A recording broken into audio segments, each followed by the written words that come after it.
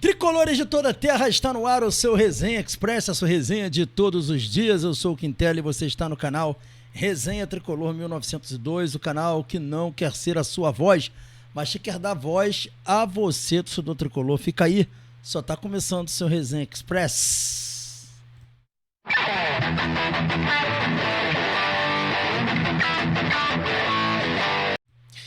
Resenha Express voltando e a gente vai trazer as principais notícias do Fluminense. Vamos falar aqui sobre os jogadores que estão lesionados, estão para voltar, né? Informação importante para vocês sobre esses jogadores. Vamos trazer outras informações também do Fluminense que são relevantes no dia a dia tricolor aqui. A gente tem algumas coisas para falar com vocês. Temos jogadores aí que estão voltando de contusão em DM. Enfim, a gente inicia aqui trazendo uma informação sobre o John Kennedy, né? O John Kennedy ontem, todo mundo viu a informação de que o John Kennedy não teve uma lesão grave, foi afastado de qualquer risco de lesão grave. Estava previsto ontem que ele fosse fazer como é que se fala, um exame pela manhã, mas foi descartada a necessidade do exame porque foi detectado que o jogador já estava melhor, tinha sido apenas uma pancada e ele estava em condição já de, por exemplo, começar os treinamentos no campo. E a gente vai colocar aqui para vocês uma matéria do GE que traz essa informação. Ó. John Kennedy tem lesão grave descartada, mas segue dúvida no Fluminense. Aí tá falando aqui depois do Santos Moreno, mas vamos ler aqui sobre o John Kennedy. Ó. Vai dizendo aqui que o John Kennedy sofreu uma entorse no tornozelo e deixou o estádio de botas e muleta contra o Boa Vista, enquanto o Santiago Moreno foi reserva e nem entrou em campo, foi preservado e nem entrou em campo. Aí falando que o John Kennedy não fará exame médicos após a entorse no tornozelo esquerdo, porque apresentou melhores na recuperação. Ele segue como dúvida para enfrentar o Nova Iguaçu. E aí, galera, voltando aqui essa questão do John Kennedy, ele é dúvida contra o Nova Iguaçu, mas ele não deve ser dúvida contra o Flamengo, tá?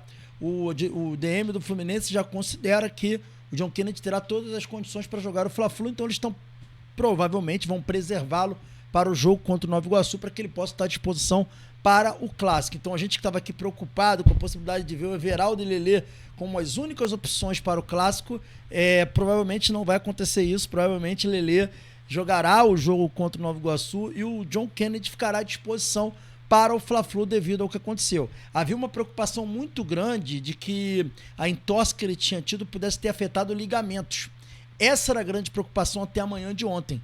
Quando ele foi à tarde, né, por volta das... À tarde não, ainda pela manhã, por volta das 11 horas, fez lá os exames lá no DM, exames de primeiro toques, impactos, e aí o DM do Fluminense viu que não havia tido problema em ligamento, foi quando eles entenderam que foi apenas uma luxação pela pancada e que no domingo provavelmente o jogador vai estar à disposição. Não deve jogar contra o Nova Iguaçu, chance muito pequena dele jogar contra o Nova Iguaçu.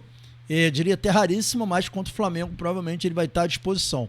Já o Santos Moreno tem grande chance de jogar contra o Nova Iguaçu. A própria matéria do GE que a gente estava mostrando ali, ela traz a informação que o Santos Moreno foi preservado naquela partida anterior, mas que contra o Nova Iguaçu ele provavelmente estará à disposição do auxiliar técnico do Fluminense, que vai poder, o Max Kubira, que vai poder colocá-lo para jogo.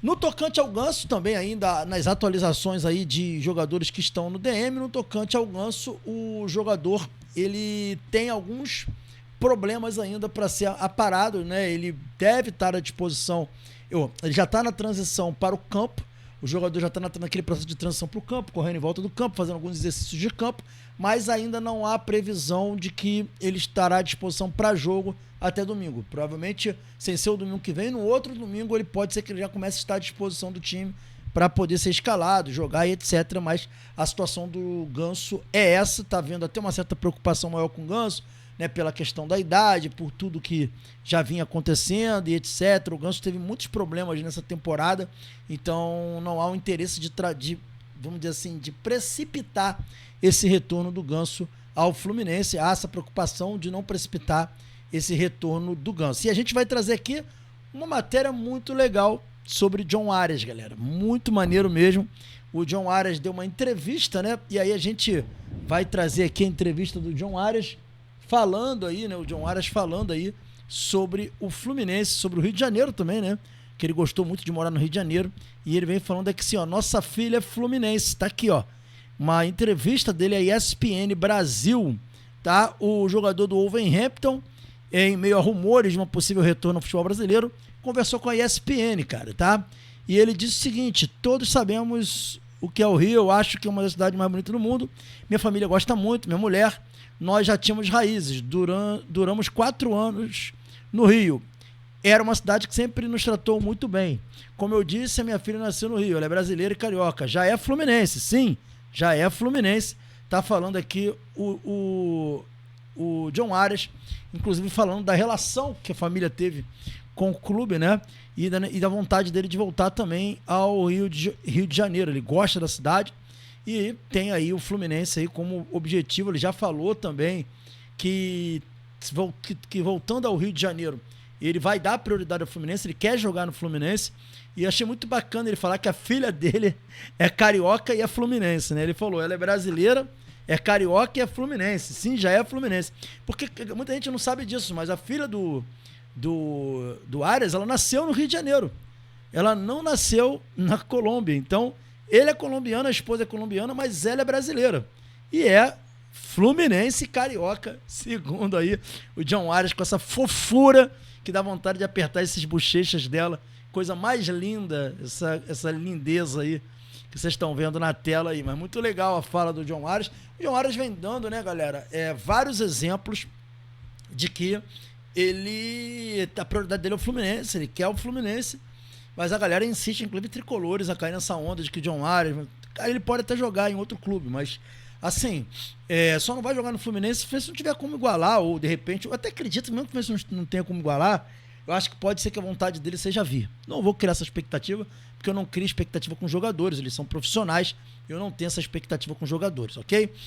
Para fechar o Resenha Express de hoje, galera, a gente traz aqui uma informação sobre o Matheus Montenegro, o presidente do Fluminense, né? E no caso não é Matheus Montenegro, né? A gestão do Fluminense está trabalhando muito forte aí para tentar até o fim de semana anunciar a contratação de um jogador de peso.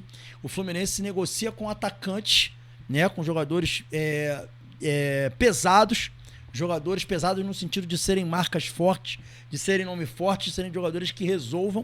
O Fluminense trabalha em total sigilo, né? Eu vou confessar a vocês uma coisa, tá?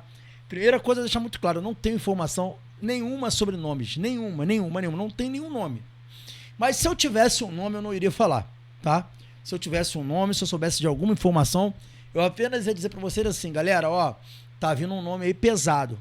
Eu sei quem é o nome, eu já sei as características, tá vindo um nome pesado. Mas eu não iria falar quem é o jogador. Mas iria falar, ó, características XY, mas não ia falar quem é o jogador. Para não atrapalhar as negociações, tá? Mas a informação que eu ouvi ontem, que eu tive ontem, uma informação que eu tive ontem, e aqui uma informação conversando com pessoas que são ligadas ao clube, é que o Fluminense está prestes a anunciar a contratação de um jogador de alto nível. O que é alto nível para o Mário Bittencourt? Isso aí a gente fica preocupado, né? O que seria o tal do alto nível para o Mário Bittencourt? É uma questão que preocupa a gente. Vamos esperar, vamos dar um voto de confiança e vamos aguardar. Mas que o Fluminense está próximo de anunciar o atacante está, segundo as informações que eu obtive ontem. Eu acho que nesse momento, né, principalmente para o John Kennedy, para esses caras que não têm oportunidade, é a hora de tentar mostrar que eles também podem ser solução. A gente não espera isso do Everaldo, Lelê pouco, mas um pouco mais que o Everaldo, enfim. Mas que o Fluminense trabalha forte e está quase prestes aí a anunciar esse nome, foi o que me passaram ontem. Se eu souber o nome, eu vou falar, olha, eu sei, tem uma característica XY, mas olha, não posso falar porque eu não quero atrapalhar a negociação, eu não vou citar quem é, tá bom, galera? Para deixar muito claro. Mas essa semana eu diria que é uma semana D pro Fluminense aí, que pode determinar bastante coisas aí pra gente, trazer alegrias ou até mesmo reclamações a mais aí. Mas é isso que a gente está aguardando, que pelo menos o Fluminense se mobilize e faça alguma coisa no mercado, porque do jeito que tá, não tá legal, não dá pra ficar sem um atacante, tá feia a coisa no Flusão.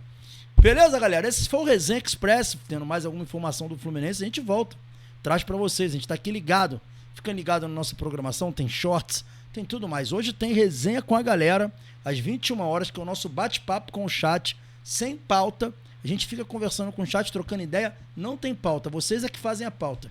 Então aguardo hoje às 21 horas, valeu? Saudações tricolores, grande abraço, galera, valeu!